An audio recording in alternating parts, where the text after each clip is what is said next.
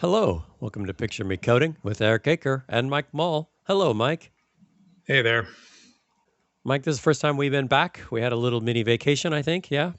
Yeah, I spent a week in Boston and then a week in the mountains, which was nice. I spent a week doing nothing really. Working, beaching, swimming, nothing. Was it all that you thought it could be? I think I could have done more nothing. I did a little too little nothing. Next time. Well, you came back from backpacking, and I first time I mentioned some computer thing, you had this look on your face like, oh no. Yeah. Yeah. After a week of staring at meadows in the Sierra Nevadas, it's really hard to get excited about LLMs again. Oh, welcome back to your podcast where we talk all LLMs all the time, 24 hours a day, 7 days a week, 365 days a year. LLMs, just until you're vomiting up LLM, AI stuff. I hope that's not the case, actually. Our last episode, did we mention LLMs in our numerology episode? I don't believe we did. I don't think so, no. Yes, a win for us. LLM non-free episode. Intellectual exploration does not have to include AI, friends. Unfortunately, we're probably going to violate that rule today. Have you been listening to music? I've been listening to quite a bit of music. There's been a lot of sort of near misses lately. But this last week, I kind of settled in on this one album. So I have to transport us back to 1994 briefly. So in Okay. 1994, I bought this album called Orange by John Spencer and the Blues Explosion. I bought it on a physical media, a shiny piece of round plastic that we called a compact disc. Oh, nice. Coasters. And I still possess that album 30 some years later. You liked it. I liked it. It was kind of weird, and it was this sort of bluesy rock thing but also kind of strange and maybe a little bit over the top. Prior to that, John Spencer was known for being the lead person in this noise rock band called Pussy Galore. Mm-hmm. I don't want to poo-poo it. It never did anything for me. And the Black Keys, like there were these moments where I'd hear a Black Keys song. Maybe this is unfair to already be linking it to something else. I'd be like, whoa, that sounds really cool. But everything else about this turns me off. Maybe you have to sort of dig the whole blues rock thing but not be so invested in the blues rock thing that you feel like this is a parody of it. Anyway, long story short, many, many years later, John Spencer put out a new album, which is called Songs of Personal Loss and Protest. That just came out? Yeah, it's about 2 weeks old, maybe. Oh, okay. Okay. It's the title of it makes it sound like it's going to be a folk album or something, but it's not. Woody Guthrie, Songs of Personal Loss and Protest. Yeah, it does sound like it's going to be guitars and banjos and harmonicas, but it's not. It's pretty much another blues rock album, but it's pretty fun. I don't know. I think maybe it just hit me at the right time where it's something that seems fresh now, even though it's got a lot of connections to the older music. But maybe a summertime thing. So just to give you a flavor of it, there's songs. Some of the song titles are Vermin Attack, Hangover, Knock 'em Out, Step on the Gas, Wet and Wild. So anyway, it's not a Woody Guthrie album, but it's 32 minutes long and it's pretty fun. And for some reason, I've just been listening to it over and over again. Oh, I always like that. For some reason, I can't stop listening to this. We've been doing something similar. My son and I both, especially every time we get in the car, we put on this record called 166 by Argentinian hip hop singer named Milo J. He's from Argentina. All of his stuff is in Spanish. I don't know what he's talking about, even in translation, so I can't claim like I have no idea what messages this guy's broadcasting. But even in translation, I read it and it's pretty ambiguous. I really don't know how to describe the music. It's kind of moody hip hop, almost sounds like older Bad Bunny stuff, more before the most recent one. But I like it. It's pretty infectious. The first song he says tres pecados, three sins. I don't know what he's even talking about. I have no idea what the three sins are, even in translation. But actually, Mike, unrelated, just to the music. This is Milo J. We've been listening to Milo J a lot, but this record 166 starts with this quote. I looked it up because I was like, who is this guy? There's a famous Argentinian musician named Charlie Garcia. He's I guess he's an Argentinian rock musician. And the very first line in the record is just a quote from him. And he says, Autotune should be banned. Muchas gracias. Autotune should be banned. He says it in Spanish. Why do you think some musicians hate autotune? Probably because it's artificial and makes people with no talent sound like they have more talent than they do. I don't know. Yeah, but okay. Is it like cheating? Is that what it is? Is autotune like cheating? You don't have to be in tune. You don't have to sing in tune. You can just get the machine to coerce your crappy whatever vocal sounds into singing in key. I think that's part of it. I think it also makes some people sound like Alvin and the Chipmunks, which is kind of weird. But I don't necessarily, like people play with drum machines all the time, and I don't necessarily hate that. So I can't really bag on autotune too much, but not a fan, I guess. I don't mind it, but I don't think you instantly get something that sounds good or musical using it. I think that's where my maybe this differentiation I want to make. Is it like developers hating LLM work? It's cheating. You just auto tuned your code. Is that what that is? It's a good analogy, um, especially for the time that we're in. It does feel kind of like there's this human AI hybrid that is a little bit like autotune. But you need taste, right? You see this people talk about this a lot. Bob talked about this. That's where I first heard about it. You need this. You need taste in order to produce something good with auto tune, and I think the same with LLMs. You need taste. You can't just say, "Make me this beautiful app," and the resulting product will automatically be beautiful. There's often gaps and holes and crappy assumptions and other things in there. Yeah, Taste. I think that's it's true that no amount of autotune is going to make a bad song good. I heard an interesting thing. I'm going to completely pivot away from monotune. I was in a locker room yesterday. I go swimming a few times a week. And most of the people who I swim with are retired. And I would call them, and I don't mean this negatively, pejoratively, they're a non technical bunch mostly, by and large. They're old, they're retired. They worked in all kinds of fields and they swim. And so we go to these swim workouts a few times a week. So in the locker room, you can kind of imagine older guys. One of these older guys, and I like these guys.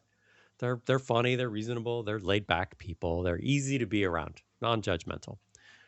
But they'll sometimes say stuff like, "Hey, do you use AI? Is it going to take over the world?" That's the crowd I'm kind of trying to paint a picture for you about here.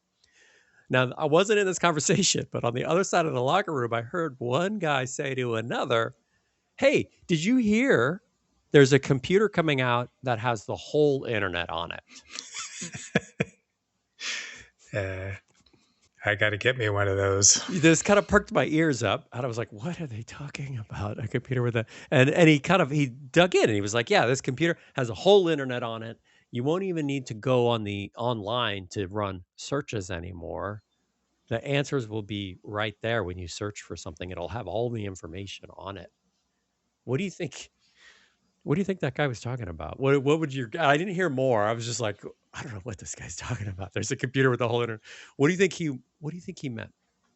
It's a good question.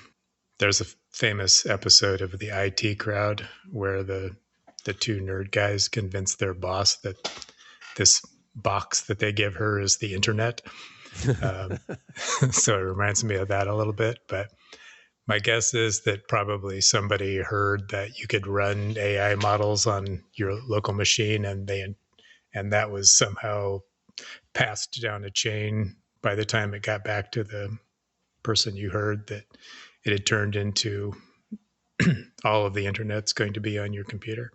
That was sort of my guess too, that this is like AI model related. I didn't even necessarily think it was a local model. I thought it was like Windows or OS X. They're shipping with cloud model access, and you don't even have to use a browser to go and search stuff anymore.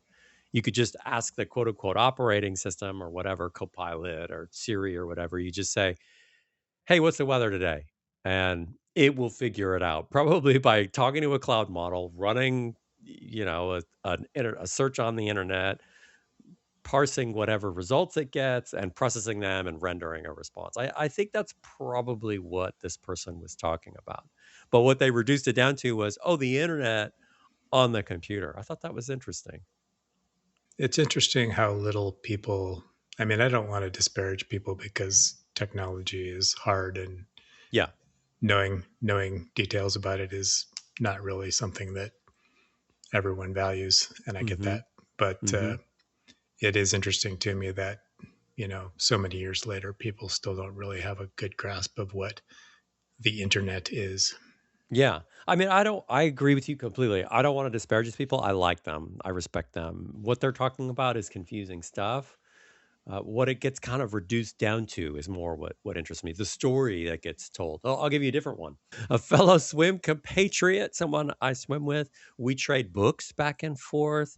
She gave me the calculation of volume. Actually, I read the first one. She was inspired to read it based on my reading it. And then she was like, I got to read all these other ones. So she started giving me the second one and the third one, the fourth one.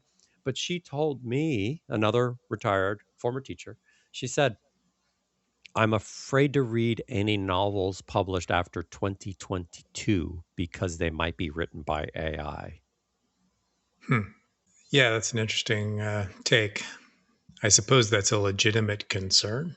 Mhm, I mhm. guess my take is that it'll either be obviously terrible, or if it's not obviously terrible, then does it really matter? Mm, interesting perspective. There's a sort of Turing test embedded in there. But let me derail that. Friends, if you want to reach out to us, you can always email us podcast@picturemecoding.com. We appreciate the feedback on the show. We also are on Blue Sky if you'd like to talk to us there. Sometimes you can see us posting. And finally, if you'd like to support the show, we have a Patreon. We have a $4 a month membership for Patreon. That is Picture Me Coding at Patreon, and it helps us run the show, serve the hosting costs, pay the hosting costs, pay the email costs, and a couple other minor things. $4 a month, pretty cheap to help us out running the show. So, Mike, as you know, I am a subscriber to archive.org. Archive spelled ARXIV.org. That's where people publish preprints. There's a lot of P's in there of scientific research, mostly computer science and physics and biology, STEM stuff is on archive.org. Now, maybe a year ago, I was like, wow, I'd really like to read more distributed systems contemporary research. So on archive.org, one thing you can do is within a topic, there are subtopics that are like categories that are broken up into tags, right? So when people publish a paper on archive.org, they'll add a tag to it. So you can actually subscribe to a mailing list, which sends you titles and abstracts, I think, of well, maybe it's not the full abstract, but it's a listing of every paper published in the last 24 hours on that tag. And my original thought was, oh, that won't be very many. And it turns out every day there are a lot of papers published on various tags. And Archive will, that's run by Cornell, and they do have people editing what gets published there. But in general, it's pretty wide open. There's a lot of stuff published. So I read maybe 1% of the papers I hear about from the mailing list. It's a lot of noise, maybe a couple papers per month. But the interesting thing is, Of those I usually read, of those I read, typically they kind of like it's like getting hit with a I don't know, a soccer ball in the face. Like, whoa, that was pretty cool. There's a lot of noise, but there's real diamonds in there. And I've noticed this trend. At first, I was like, what's going on with my distributed systems topic over the last maybe 6 months? And now, again, the topic is distributed systems, right? That's the tag. There are more and more papers published that are related to model training, model inference. We're talking LLMs and running models. There's a huge number of papers now. And last week, I think on Monday or Tuesday, there were probably like 40 papers listed in that one, and at least half of them were about models. I counted this week there were over 150 papers. More than a third of those, maybe even 40%, were about LLMs, serving models, doing distributed training, a lot of other ideas. Now, you can have multiple tags, of course, but these are just distributed system tags in addition to whatever other tags. That's a lot of model stuff for distributed systems. I suppose that's the way of the world, so it's not too surprising. Yeah, But I was like, wow, there's a lot of people doing research on running and tuning and I mean all kinds of features about running models. And they're not like they're almost not they're typically not talking about cloud models, but they can be too. So last month, the most interesting paper I read was about a project called Jitski, Jitski, and it really just set my mind running. So I sent it to you. I know you read it, but I want to talk about it right now. So uh, when we think about a topic that I have heard people describe as model orchestration. The first time I ever heard the term model orchestration was in the beads and the Gastown stuff. So it was like the first time I encountered it. And those are still the weirdest attempts I've ever seen at making model orchestration loops. But there's a lot of people doing this now. So the idea of model orchestration is you could take something like a Claude code, you can write different agent personas. These are markdown files and then you can loop them. You can have them feed off of each other. You can take the output from one and feed it automatically as input to the other, and so on. And you can sort of build this chain. And from a programmatic sense, we think of that as writing a loop, loop through this content, run this, and then go back to the beginning and start over with whatever the output of the last was. And we call this model orchestration. So you could have like a planner for writing code. You could write a planner agent and an implementer agent, one that actually writes the code, and then a critiquer agent, one that critiques the code. And the output of the critiquer goes right back to the planner, and the output of the planner goes right back to the implementer. And as long as you can improve with each pass, you can run a number of passes through this loop. And in theory, you can get something much better than just saying, build me this sandwich website. I kind of want a sandwich now, though. Yeah, just to be clear, we talked about this a little bit with Bob in Mm-hmm. a couple episodes ago, and to be also upfront, this is not at all theoretical. You and I are both doing this on a regular basis, Yeah. often using tools that you have built. So Yeah, we were both be using BMO and other there are other tools out there like this. So the reason I wanted to bring this up right now is I saw this paper last month about this thing called Jitski. The name of the paper is "The Time is Here for Just-in-Time Systems, Challenges and Opportunities." And I read this paper and I was like, "Whoa. This idea is ubiquitous now. This looks like the future to me. This looks like what's going to come. This is going to be just a thing that happens." Now, I want to describe the paper. The paper was, I read it, I was like, wow, interesting, but holy crap, is this what things are going to be like in the future? So, in the paper, they describe that we often use these tools that are like NoSQL or schemaless, or like they talk about key value stores, like a Redis or something like that, right? So they start out by saying a key value store is often this open source software that's generalized. You can deploy it and a VM in the cloud, or you can run it on a dedicated Linux machine, or you can run it on OS X or whatever. And, you might have 100 megs of RAM, or you might have 100 gigs of RAM or whatever. And that software application, that key value store software, it's not bespoke. It's not written for a dedicated deployment environment. And so, like, you know what? Let's try to get LLMs to produce a software application, a key value store, code base, bespoke for a particular target environment. And let's just see if we can do that. So I'm going to read a little bit from the abstract. So they write, we argue that LLM-based coding agents make a different approach now tractable.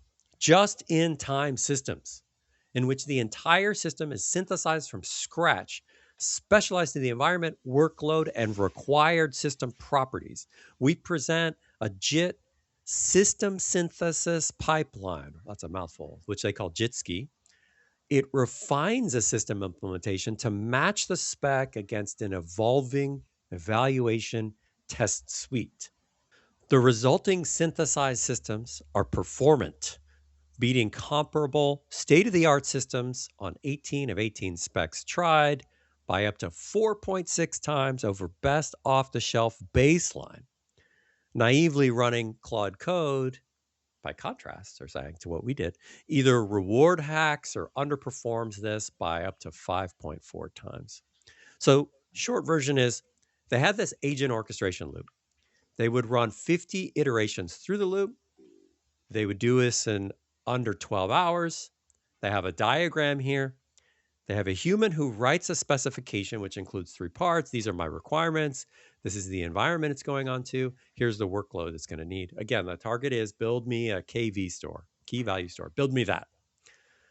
Then they have a planner agent, a coder agent, and they run this through these evaluation checks. These are not agents, but they have this correctness check and a performance evaluation. These are automated testing. And then they have a critic, which critiques what's been done. And then after so many passes, they have an auditor. So however many iterations, the auditor inspects the implementation for violations of implicit assumptions and grows the correctness gate accordingly. This is kind of it's a surprising idea to me. It's a surprising idea, although this idea of something generating software and then kind of like throwing it away afterwards is something that we've been talking about for a couple of years now. We have, but yeah, I think that's why it struck me. I was like, whoa, this is what I thought was going to happen, but also, whoa, this is way, way earlier than I thought this was going to happen. They write, quote, we view this as a feasibility marker. What they're saying is, you can just do this now. You can build a just-in-time system, right? JITs are like, we think of code evaluation, a just-in-time code evaluation, like you just-in-time, a JIT compiler starts to see what the common code passes are and optimizes those, and they're just building a whole system just in time. I mean, it sounds ambitious. It sounds a little wild. It's happening earlier than I thought it was going to happen, Mike. I think it's happening earlier than I thought it was going to happen also, but I think the thing that surprises me more about it is that if they had done this and it had worked and they had come out with kind of a crappy key value store that sort of worked, I would have been like, that's an interesting result. But the fact that they came out with a key value store that like outperforms most of the key value stores that are existing that you would build systems from was a little surprising to me. I mean, Yeah. there are problems that they talk about and issues that they had to deal with, but the fact that they built something so useful or so performant with this agent-based system, I think was a little bit of a shock to me at this point in 2026. Well, and their argument, which makes sense, I think, on the surface is, look, you can get better performance if you just build a system that's for a particular target. I mean, that makes sense, right? Like, if I know in advance I've got 100 gigs of RAM, I'm going to be running on this architecture, I want something that is as blazing fast as possible for that exact system. I mean, it's the same as like building a custom Linux kernel and being like, I don't need these drivers for these chipsets that I've never even heard of, that haven't been around, that I couldn't either go buy. But Fries isn't around anymore. Linux, okay, I don't want that crap in my kernel. Let's just strip that out. It'll get more performant. I mean, that makes sense, just fundamentally, right? I don't know. I think, I guess you could sort of argue that they're doing performance tuning at the coding level, but it's still, I don't know, it just still surprised me that they came out with something as robust and useful as they did. And these I are mean, there are a lot of people who are cited as co-authors on this paper. Almost all of them are at UC Berkeley, so these are presumably people who really are qualified yeah, I to mean, describe what they're one of doing. the co-authors, he's not listed as the main author, but one of the co-authors is the Spark guy, the Databricks guy, forgetting his Mate Zaharia. Hmm. So pretty significant people involved with this project, um, and it sounds like based on the history of these people, it's very likely that this will be commercialized at some point in time. So let me distill it down. They used an agent model. Well, sorry, a model. I guess a model orchestration, agent orchestration. What should we call it? Agent orchestration framework. I guess, is that okay? Is that for everything okay? Yeah, I think so. In order to build a just-in-time system. Now, just-in-time system is one of those phrases, and their argument that this is feasible now. You can just do this. That kind of sets my heart aflutter. Like, um, okay, it's both cool and terrifying, and it's just weird. Like to imagine, is that the future? Just-in-time systems? I feel like it's probably part of the future. I'm a little skeptical that this works for every scenario. I mean, I think Hmm. there inevitably are certain cases where you can't really improve on something that it already exists, and trying to build it when you need it is probably just a waste of energy. But But it also does point to something we've talked about quite a lot, which is that software could become really throwaway in the future. If you could build it quickly for a targeted bespoke environment and you're going to, run it once and throw it away, like that would have been just inconceivable even a year ago. And now, yeah, sure. Run it for 30 minutes, have it write a bespoke thing, and then just throw it away. I don't even need version control, whatever. What is the software development life cycle? There is no life cycle for stuff I throw away. It's like a plastic bag that's covering my bananas. yeah, well, I think we've talked with we talked amongst ourselves and with Bob, I think, about the idea that source code is kind of like the new object code. That it's something that you don't really delve into unless you're like a optimizer expert or something like Hmm. that. This is a case also where the code isn't really the artifact. It's kind of like the specification that's the artifact. And Hmm. maybe Hmm. once you've got some sort of template for the specification of what you need, you don't really need to keep the source code of the software or any of the other downstream artifacts of the software. You just generate them when you need them. So you got a spec development life cycle. They write that there's a few challenges that they hit. And they generalize them like this. Number one, they say writing a specification is hard. Number two, we wanted performance wins, but often what the agent produces are just total hacks. Like it'll see the problem space and be like, "Oh, all your keys are integers. Cool." And so it'll just sort of like cheat. It'll be like, "Oh, you're using this pseudo random number generator that has this particular seed. So I'll just pre-generate all the random numbers. Okay, that still works, right?" And then they write that when you do the evaluation, the evaluator, it has to be connected to whatever your spec is. So it's like you can't just have a generic evaluator. One of the examples they gave of writing specs is hard is they said that for a KV store, a spec that a human's going to write is generally going to be incomplete. Here's a quote from the paper. They write, the implicit gaps left can lead an agent to go astray. As an example, we submitted a spec card specifying a quote 8 gig memory budget for a read heavy workload. The first viable system the agent produced used 8 gigs at idle, and it got killed within the first 30 seconds of evaluating. So the agent had sized the in-memory hash index to consume the whole budget, which left no headroom for request buffers, working memory, or even OS page caching, they said. So the specs didn't say, quote, leave headroom, because the human author assumed any reasonable implementation would do that. You don't know that you have these assumptions built in. So spec writing is hard. Testing, evaluation, validation, or verification, those need to be connected to the spec. But in the middle, you just got this agent orchestration loop running. They use a term, I think they use a term in this paper. They called it unstated invariance or something like that, which I thought was kind of like an interesting euphemism. I mentioned that to someone, and they said, "Oh, I'm going to use that a lot." I didn't make a mistake. There was just an unstated invariant. I feel like unstated invariance is the kind of thing that has happened in a lot of my interpersonal relationships in my life.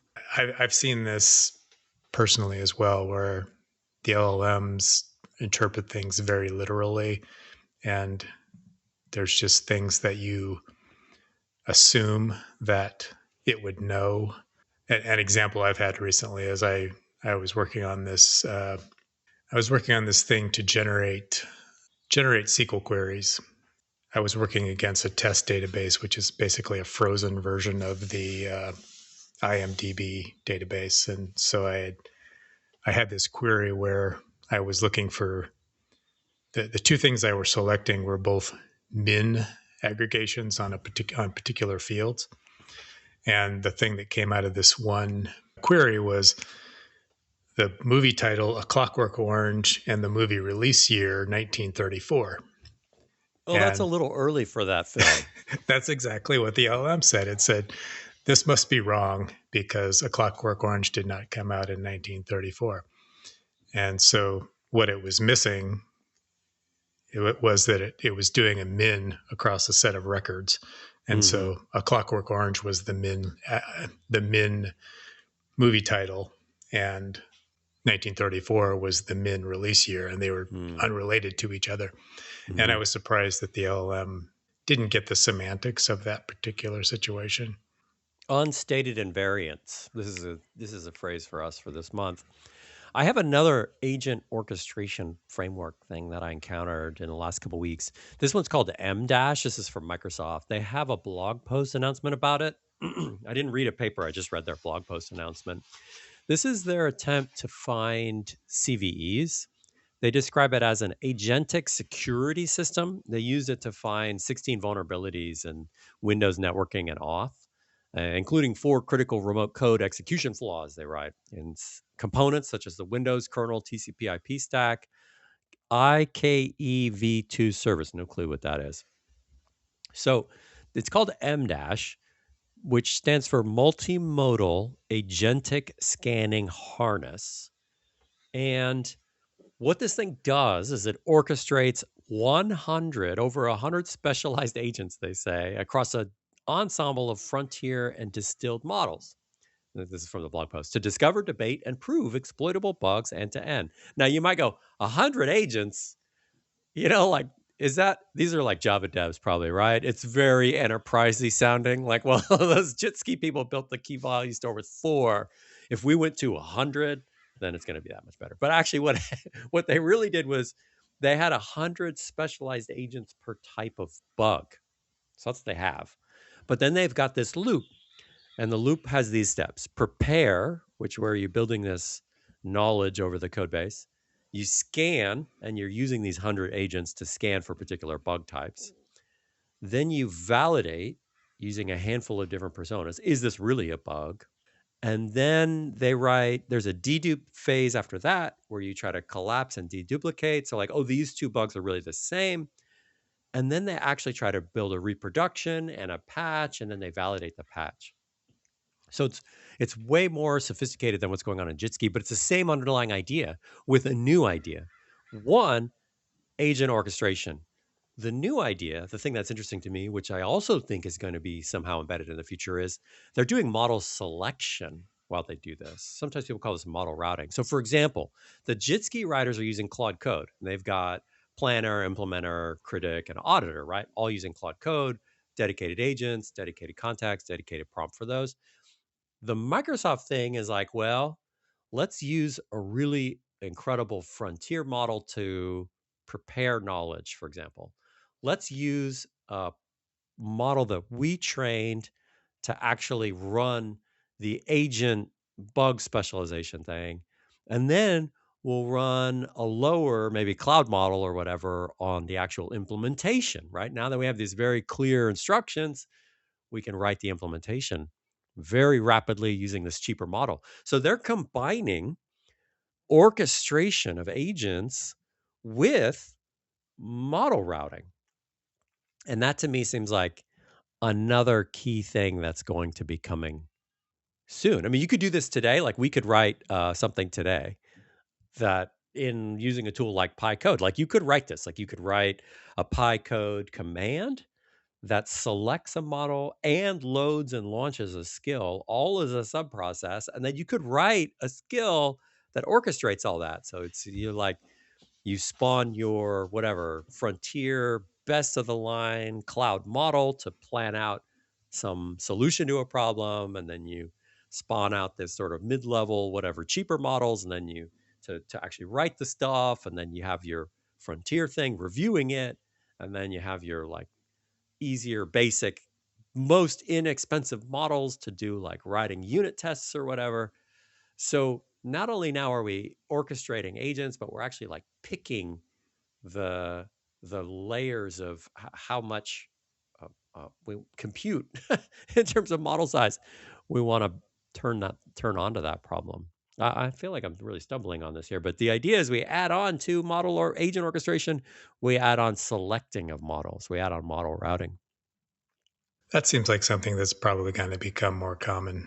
I mean, especially as local models get better, it seems like there's probably going to be incentive to cut costs by routing certain functionality, which can obviously be handled by less sophisticated models to things that don't cost quite so much. Yeah, I think so too. And I also think that local models are going to happen, that that's going to be a thing. And that I may be describing, oh, we could write our own version of this today, but my guess is that we won't be writing our own version of this. That this type of engineering flow, where you have agent orchestration, where you have model selection, you have something picking, sort of doing the orchestration. Oh, this is this type of problem. I'm going to route it to that model with this prompt, with this agent or skill instruction or whatever. I think that's just going to be embedded in some tools. So we've got just in time systems, we've got automated vulnerability scanning, we've got a lot of model orchestration, and we've even got model routing. And here's what I want you to tell me, Mike. What does this all mean for us in 20 years? My guess is that first, I think we're probably in the infancy of this whole process. So I think there's probably a lot of stuff that people still need to figure out. Hmm. But my guess is that this stuff that we're seeing now, the the model orchestration and the model routing and the improvements on system specification and all these things are probably going to turn into something along the lines of an operating system. So, Oh, whoa, and that's interesting. Okay, you're blowing my mind a little bit here. What do you mean by that?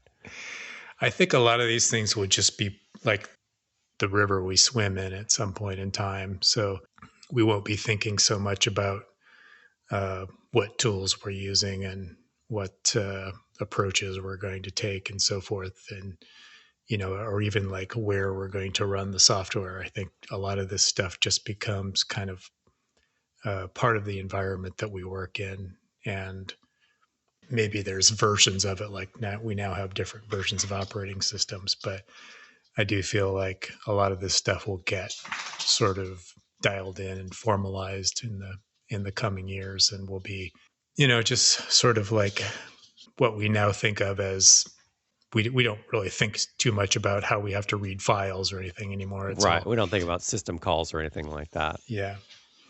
Well, Um, I guess one direction I want to try to figure out. I hear people all the time telling me, I was talking about this people. It's my swim practice.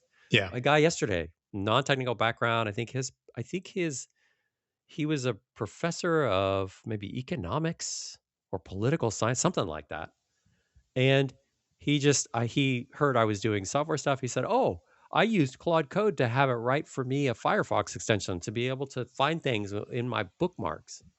I'm like, "Oh, okay, cool." That is something that guy never would have done that in the past. He used Claude Code to produce this. I hear a lot of stories like this where people without any kind of training or experience writing software are emboldened or empowered enough to sort of build stuff and use it that's useful to them. But there's still this sort of gap in my mind, and I'm wondering if that gap will get crossed. Are those it's different, right? That guy's not distributing it. He could ask Claude how to distribute it too, but he's not writing something to distribute. He's writing something purely for himself. And you and I tend to write code for lots of people to use. And I think there's something baked into the assumption that, oh, lots of people are going to use this. So I need to have a development lifecycle and I need to be able to deploy it in a repeatable, deterministic way. Maybe deterministic is too strong, but I need to be able to deploy it in a repeatable way. Similarly, using a computer, you're talking operating system now, right? Like when friends of mine are using their computers and they're not software engineers, they're using web browsers and they're checking email and stuff. And when I use a computer, the first thing you need to do is load a bunch of software on it so that I can write and run software. And I also have these like programs like BTOP or HTOP or whatever to like watch how many system resources I'm using. It's like we're doing something sort of different. There's a gap, okay? And my question for you, maybe this is too simplistic of a question, is that gap going to get closed? Is the LLM, the AI empowerment going to mean that the operating system you're talking about, that we're all sort of doing the same thing in the future? my take, which I admit is very likely to be wrong, just because I think every prediction made in 2026 is extremely high variance, is that most of the next decade will probably be closing that gap. Hmm. Um, and I don't know exactly what that's going to look like, but there seem to be some trends that maybe suggest some of the things that are coming.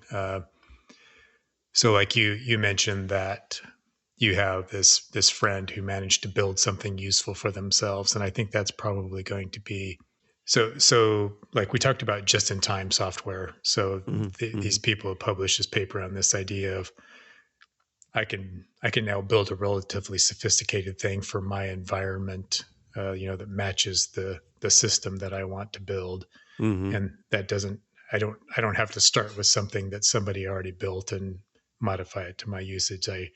I've got enough uh, I've got enough information and I've got enough intelligence in these models to build something for my system. And I think there probably will also be this trend of I don't need to buy software as a service anymore because the thing that I want to make is just very specific to my use case, and Hmm. it's not necessary for me to build something that was built for the mass market. And so, in addition to just in time, I think there will probably be this like just enough trend where you can easily build things that serve your purpose, and since they're not intended to be deployed to a bigger market, there's no reason they can't run on your local machine or your phone or your sunglasses or whatever people are using in 2046, 20 years. I mean, I can almost imagine like the phenomena where people are buying these Mac Minis. Like Doug, we interviewed Doug, and he bought a Mac Mini. Yeah, That trend could become a bigger trend if there are people writing stuff. Then they get to that next stage of, I want this to run all the time. I want this to run whatever it is at 2 or 3 in the morning, so that when I wake up before I go to the gym, I can read the output or whatever. I want it to do things autonomously without me. And that's where we typically think of, well, I would have to deploy a thing. Maybe what's going to happen is people are just going to buy, like, everybody's just going to have a box like a Mac Mini, and that's their deployment target. It runs in their house. They put it in a closet and it does stuff. And I don't know what that box, maybe whoever like packages that thing up, they'll call it the house brain or whatever. I just gave away that. That might Yeah. be the thing where people are writing their own just enough software, as you've mentioned it, just in time systems. They don't care that much about what they're not trying to share it. They're Yeah. trying to build the stuff that they need for their lives. And they're just going to need a dedicated, bespoke environment to put it into. They don't even necessarily care to know how it runs. Oh, there's a thing called cron. Who cares? All I know is that it runs every night at 2 a.m. I'm kind Yeah. of horrified by this though, because does that mean everybody's going to be doing something like, oh, I kind of hate OpenClaw, but everybody's going to be doing OpenClaw in the future? There's a very good possibility there's something like that. I think that, I hate to speculate on hardware, especially because I think it's going to change a lot rapidly, but there could just, it could just be that everybody has, like a water heater. You now have a water heater. In 20 years from now, maybe you have a thing in your garage that's mounted on the wall that's your, neuromorphic computing or something. Like if you read stuff now, and I agree with most of this stuff, but if you read stuff now, like even the just in time paper, the Jitsky paper, you hear this over and over that you can build amazing stuff with LLMs right now, but you really need some expertise. Yeah. You need somebody who knows that this key is supposed to be a hash value and not just an integer. Yeah. And if you're just looking at it from the surface, you might not see that. Mm-hmm. You need somebody who knows that you shouldn't put this password in your source control system. You need somebody who knows that this will work for one person, but it's not going to scale to the the business that you run or stuff like that. And all that Mm-hmm. stuff's true, but I do feel like those are the things that are going to get more and more sophisticated in the coming years, and there's going to be less and less of a need for starting with an engineer to tell what the system should do. I Mm-hmm. think there will still be like specification languages and ways of describing your objectives, but I think there will be less and less of the need for engineers to get involved in the process before, while the system is being built. And I know that I hope I'm wrong about that because it's kind of a bummer, but Yeah. There goes our careers, I guess. I feel like we're talking about 20 years from now. Yeah. So you've got to sort of imagine that things are pretty different than they are now because stuff has been happening so rapidly in our world. Mm-hmm. Even this year, even last year at this time, June of 2025, I don't think it would have been easy for us to speculate about something like this just in time system Mm-mm. existing a year later. Mm-mm. I mean, I Um, think I made that point about, oh, maybe you generate software so fast that you could just throw it away, but yeah, that's yeah. I pretty mean, hazy. we talked about that in, I guess, 2024. And I think, I think that was an interesting idea then. But, when I was imagining in that in my head, it was like, um, oh, I'm going to write a local notes app. And, I just want to make a note. I don't really need to have to go buy some note taking app to do that. I just, but thinking about it now is, they're building database systems with it, Yeah. is really surprising to me. I Um, I have two other questions that maybe kind of take this in a different direction. The number one is, if it becomes I don't know, efficient enough to produce bespoke software like a just-in-time system or whatever, what's the threshold for software that I'd be willing to pay for? Like, it's no longer. I think what there the old threshold was, somebody wrote a piece of software or even maybe a library, open source, whatever, but it's like the level of complexity and effort that was involved in building that is so great that I couldn't reproduce it on my own. I don't want to. So therefore, it's worth X dollars or whatever. But if that access of the effort involved to produce the thing is no longer the moat, I guess, for the software. Like, what is software that people would pay for in the future? Yeah, I've wondered about this a lot myself.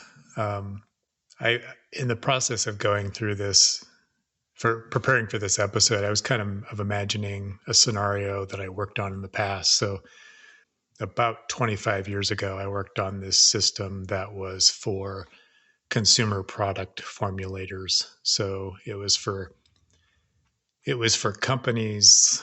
An example would be maybe like Procter and Gamble. So Procter and Gamble, they make a million different things. It's Hmm. toothpaste and shampoo and food and Dishwasher soap and counter cleaners and stuff like that. And there's a subset of people who work in that company that I was building software for, and they were the people who were trying to come up with new and improved formulations, meaning adding something to an existing product to make it perform slightly better.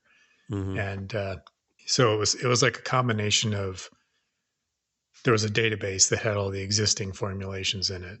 There was a database that had all of the starting materials in it and their related costs. So, if you needed sulfuric acid or whatever, you could find out, you know, how much of that do I need? How much does it currently cost? Should I order some more, that kind of thing. So there's kind of like we're a, always running out of sulfuric acid at my house, Mike. yeah.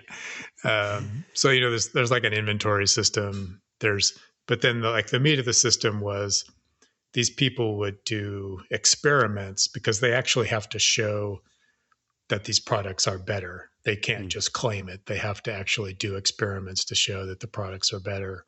Oh, I Or didn't know that. I thought they just slapped weird marketing language on stuff. This one oxidizes free radicals. Don't you want that on your countertop?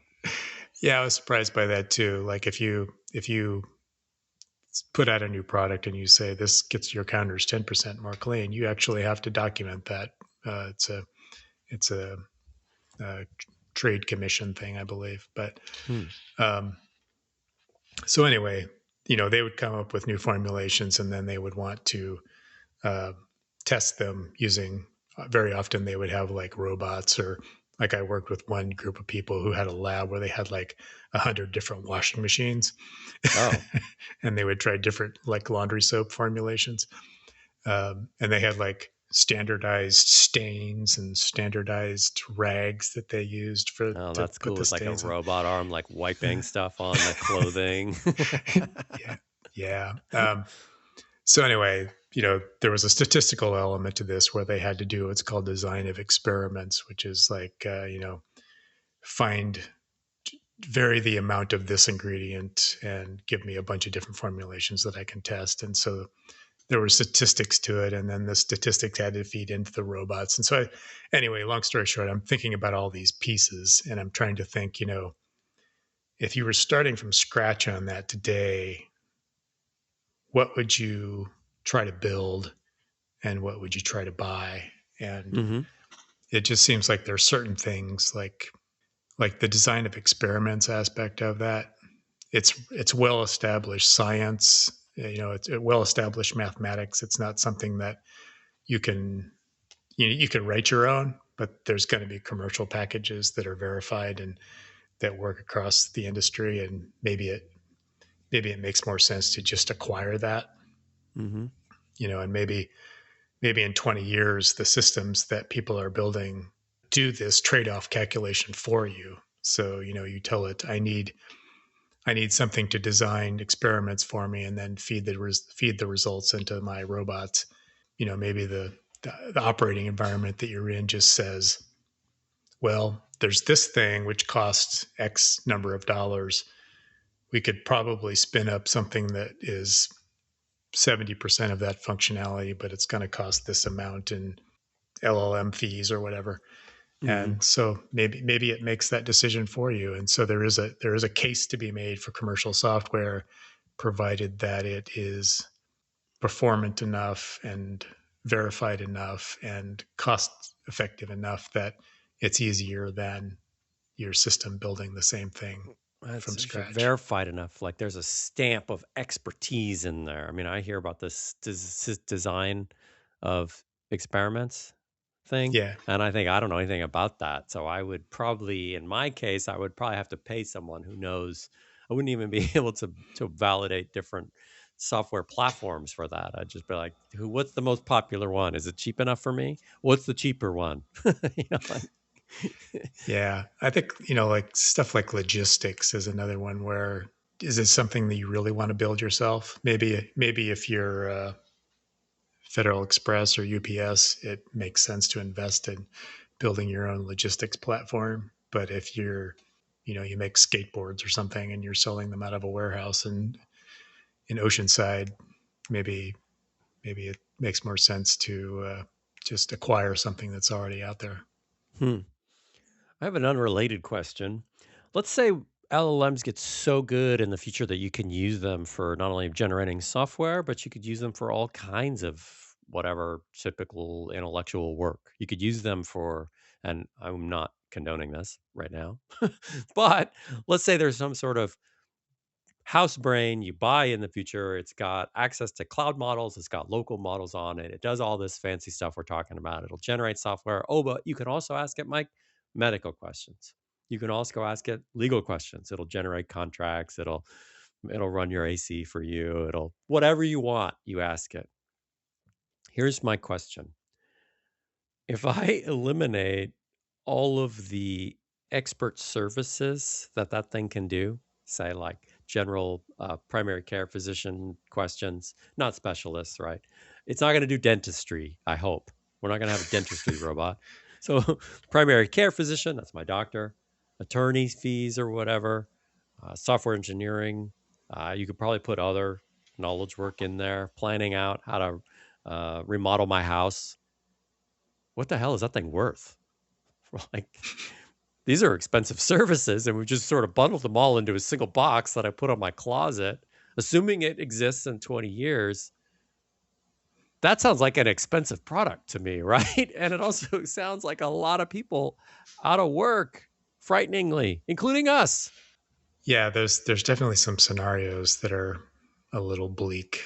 Although I guess the economy has to be good enough that people can afford to buy the house brain robot. Like, that's where I'm kind of going. Um, Like, that thing sounds fantastically expensive. I mean, what is that thing worth? $1 million in subscription fees every year? Who's going to have that thing?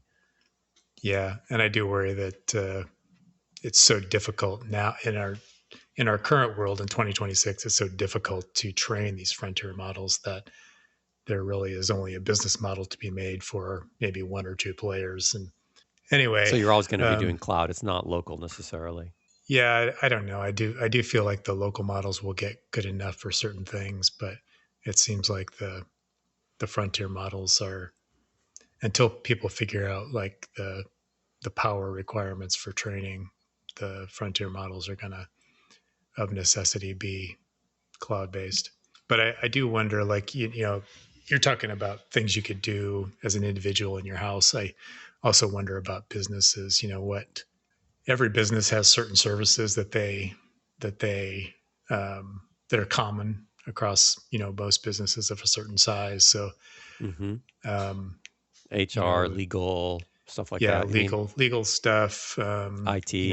A lot of businesses will borrow money, for short term improvement projects or various things, and so I wonder in 20 years to what extent we will have like handed over that sort of decision making to the base layer of our business software. Does it create contracts for you? Does it like negotiate contracts for you? If you need a service and it knows how much money you have and it knows what you're trying to accomplish, does it just negotiate with some other piece of software that seems like it's providing the service that you need, and it just tells you after the fact that that's done? Hmm.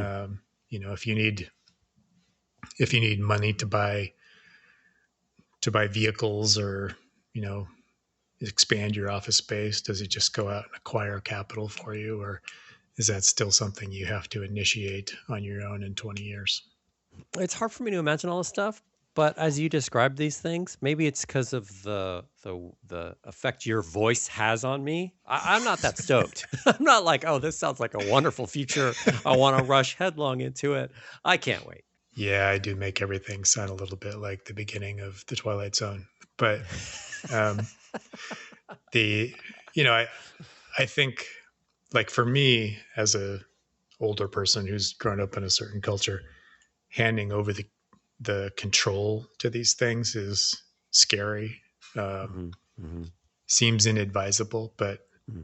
I know younger people, and I know people in other countries are much more willing to give up information and give up control for the sake of convenience. And Hmm.